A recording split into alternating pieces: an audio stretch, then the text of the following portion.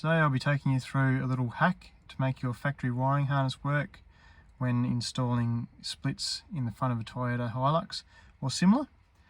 First off, we've got to remove the housing. So this just comes away, there's a couple of clips there and you can pull it away, exposing the factory tweeter. Take a 10mm socket, remove the tweeter.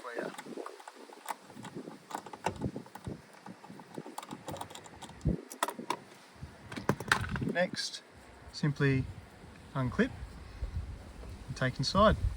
Next, we're going to remove the factory bracket from the tweeter. You're going to need a flat blade screwdriver. Turn it over, get underneath and pry upwards. It'll pop off like so.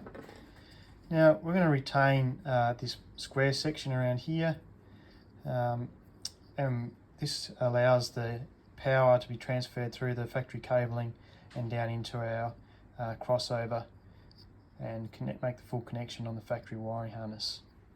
Now we want to hold the tweeter housing in something. I find a bench vise is pretty handy, so just nip it up nice and firm. Don't want it too tight, don't want to crush the housing.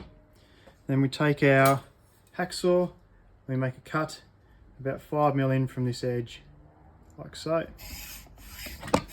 Oop.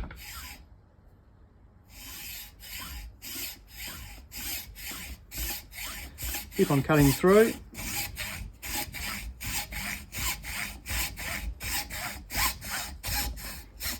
Till you reach the back side, where you may have to stop and release the vise.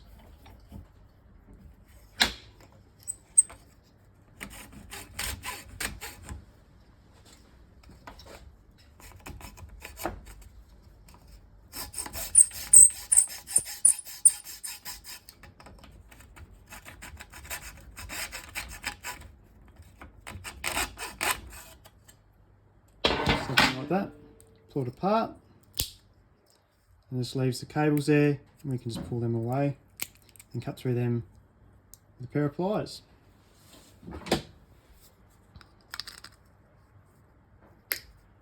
Like so. Now that leaves us with the pins exposed. I mean, you can put some heat shrink on the back here. I'll do that in a moment. Okay, so now you should have your piece that's been cut away. A couple of rough edges, you can clean up with a file or whatever you like. Now we're going to put the heat shrink on the pins. Pretty straightforward, just slide it over. Grab a pair of scissors and just cut it short. Do it on both of them.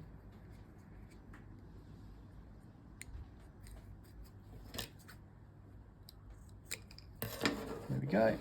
So this is just to cover up the exposed parts. So put a bit of heat across there. A lighter or a heat gun if you got it, whatever really works. Just dab those closed on the end. Might need to just moisten your fingers for that, it gets a little bit hot.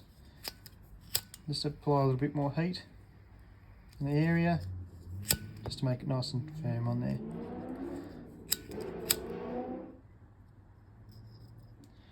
Okay, there we have it, that's pretty much it.